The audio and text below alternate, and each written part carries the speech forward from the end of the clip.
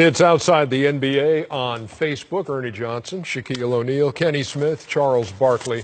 You turn on the news these days, and still what's dominating the talk is what went on with the shooting last week in Florida, with 17 killed at Stoneman Douglas High School in Parkland, Florida. CNN hosted a roundtable in Parkland where the students and parents, teachers were able to ask questions. And Senator Marco Rubio, Republican from Florida, was on that panel last night. Things got heated. My daughter, running down the hallway at Marjorie Stoneman Douglas, was shot in the back with an assault weapon, the weapon of choice. Yes, sir. Okay? It is too easy to get. It is a weapon of war. The fact that you can't stand with everybody in this building and say that, I'm sorry. Am I supposed to get extra training now to serve and protect on top of educate these children? It would be, it's called concealed carry, where a teacher would have a concealed gun on them. They'd go for special training, and they would be there, and you would no longer have a gun-free zone. The notion that my kids are going to school with teachers that are armed with a weapon is not something that, quite frankly, I'm comfortable with. Why do we have to speak out to the Capitol? Why do we have to march on Washington just to save innocent lives? Obviously, there is, as you can tell from the debate, there are no easy answers. Yeah, they are. When it comes to this, I mean, but people are not willing to go that route. Ernie, let me just say this. I want to know what you think the solution Ernie, I'm a gun is, guy. I know you know I carry guns. Yeah. I think, number one, there's no reason for me to have an assault rifle. There's no reason for me to have an assault rifle. I'm not a hunter, but you don't hunt with assault weapons. That's my first thing. There's no reason for people to have assault weapons. If you're in the war, that's a little different. But there's no reason for everyday people to have assault weapons. And secondly, Ernie, if I walk, let's just say I wasn't Charles Barkley. If I walk into a Mercedes dealership, they would ask me everything possible about my finances and things like that. They wouldn't let me just walk into a Mercedes dealership and buy a car. We should do that with guns. If I'm able to buy a gun, they should know every single thing about me. Even if I move from state to state, move from country to country, we can push a button and find out everything about every single person in the world. The notion that we don't know who are getting guns, number one, but also assault weapons, is absolutely ridiculous. Ernie, Kenny and I are from certain areas. There's a lot of areas like this. A lot of people are not talking about the underground market. So let's just say you ban assault rifles and do all that. Just going to bring up the, the underground market. Because kids from neighborhoods, which are doing a lot of killing, they don't go to stores and show their IDs and buy guns. I'm a gun guy too. I also have assault rifles. I hunt, and it was. What do you use your assault rifle for? I hunt. Hunt what? I hunt wild deer and wild boar, and I'm also a gun enthusiast and a gun collector. If there were just a way that we said assault rifles are not available to the general public, and I was reading an article written by a trauma surgeon who said the same thing. He has seen what these do, and he says there's no reason for citizens to carry AR-15s, although it is the rifle of choice. You know how many AR-15s are out there? 15 million AR-15s owned by Americans. And you don't hunt with those. Some do, yes. What you do? That would, if you're like I said, I don't want to call people out, I don't want to talk out of turn, but if you're like a legitimate hunter, wouldn't that destroy what you were trying to shoot? But you would admit, Shaq, that was not the original intent of the AR-15. No, it wasn't at all. It's to kill people.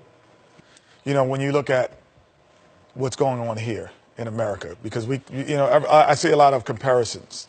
Well, in this country, they haven't had mass killings in Canada or Australia or London or England, rather. You have all of these different comparisons that don't have those kind of laws. So that would be one way to look at it and go, wow, that's interesting.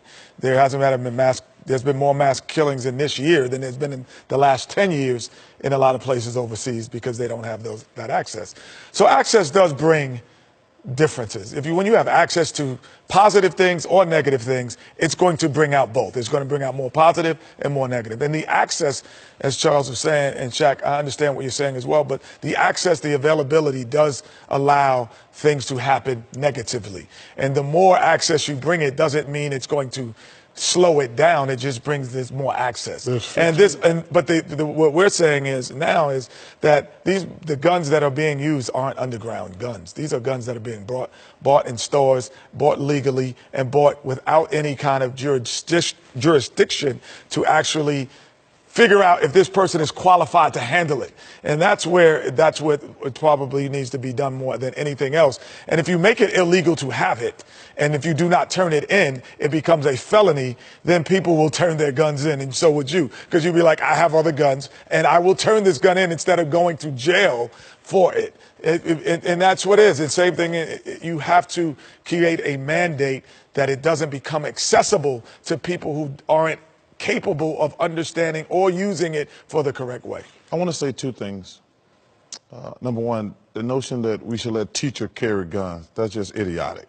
We don't need teachers carrying guns. Secondly, I saw a story on the news last week, and I was in shock when I saw this thing. It's 100% legal, 100% unregulated, excuse me. You could order a gun. They ship it to your house, but it's not put together. And you don't have to have, there's nothing on it. Like they don't do a background check. They don't care who you are. I didn't even know that was a such thing. Yeah. But they send a gun to your house. People build guns all the time, yep. And it's separated. The guy said it took him like 15 minutes to put it together. They break it up into 3 pieces. He said it came to his house within 48 hours, and he put it together. And I was sitting there like, it's 100% unregulated. And anybody can do it. There's no age limit. There's no age requirement. And that's the thing that's crazy, though. It's crazy. And you hit it on the head. You have to have more. There's a lot of things that you have to get a car, to drive a car, you need a driver's license. And all of these different things, you need a background check in some type of way that is much more regulated because there is too many incidents that affect too many people. And if people don't want to change, then that's their choice. But my voice will say change, because you don't need that weapon in the societal that we live in. You just don't need it. And I think, too, there's this gun show loophole that's there where people can actually buy at a gun show with no background check. That's crazy. And I mean, don't we have to do something? I mean, I know it sounds like, what are we possibly going to do? Listen, look at the underground. But I could kill a deer with a grenade too. Maybe I say, all I need is the little pieces that come after it. So, like, you can always use it for an excuse. But let me just. But the real purpose of a grenade is to blow up people. Another law is a lot of states you can go in and buy a rifle right away, but you have to wait a couple of days for a handgun.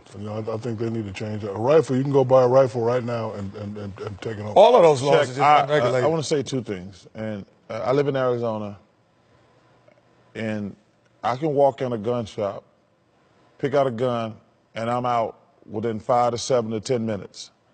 I've done that a few times. I want to have a gun at different houses I live in.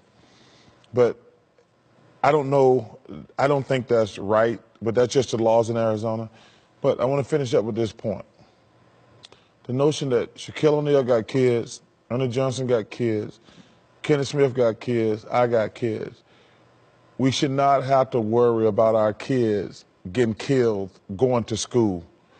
I mean, that to me, regardless of what anybody thinks or says, the notion that all 4 of us got kids, when you send your kids to school, we should not have to worry about them getting killed. That's what's crazy about this whole scenario. And and look, I understand both sides of this, and the gun lobby and the gun control folks too. But look, I just think you have to start somewhere. And to me, it starts with these semi-automatic AR-15s, these assault rifles. And I think common sense enters the equation here. If that's a weapon that is the weapon of choice of these mass shooters, we have got to find a way to get those out of people's hands and make it as difficult as possible to get them. Yes. I mean, and that's a start. But I mean, to just say, well, it's out of hand anyway. Good luck, you know. Well, to say it's out of hand, and you know, and they're going to get them. They're going to get them. I'm just saying, but to say it's out of hand, Shaq, and to say, well, we need to put more on the streets for other civilians to actually protect themselves, doesn't always mean it's the answer. You know, what the president has said is basically he wants to now arm, you know, people who aren't considered themselves or wanted to be armed in terms of teachers. So to say, well, to do this, now we're going to just bring more and going to influx some more into that neighborhood or these neighborhoods isn't the logical choice of thought process of most people. Most people would not think that is, they would say the eradication of it, not the addition of it, would make it better. But it's going to be quite difficult to eliminate 15 million guns. Oh, hey, you make a law where Shaquille O'Neal has one in his house and he goes to jail for a year, you give it in. Yeah, you turn it in. I give it in. So there's about 14 million of them off the streets right now. And keep it out of the. And keep there's 14 million off the streets because 14 million people would say, you know what, I'm not going to jail for a year for just having it. And keep it out of the hands of people like this kid who did the shooting in Florida, who is in no position to own a gun of any kind. Ernie, listen, listen. I tell you, me and Shaquille are gun guys, but there's no reason for a 15, 16, 17-year-old guy to have those type of guns. They're like, and I've seen the people who adopted him tell me he had like 10 guns, and one of the stipulations when he moved in, they had to put the gun. I'm like, wait a minute. Why is a 15-year-old, 16-year-old kid got 10 guns, assault weapons and things like that? That's ridiculous. And then he said, I saw that same interview, and they said, if you could change it now. No, I couldn't change it because he has the right to get it. Then we have to change that right. Well, he has the right to get it, but I also have the right to know what's coming in my house. I think, guys, I have the right to say what's coming in my house, too. Exactly. I think that as an adult, you have that right. Like his father, the guy who adopted him, said, you know, he has that right. Nah. When you're 15, you ain't got no rights. You ain't got no rights. Not in my house. No. You don't have no rights when you're a little kid. When you're an adult, you have rights. When you're a little kid, you do what the hell your mom and dad tell you to do. That is outside the NBA, way outside the NBA on Facebook.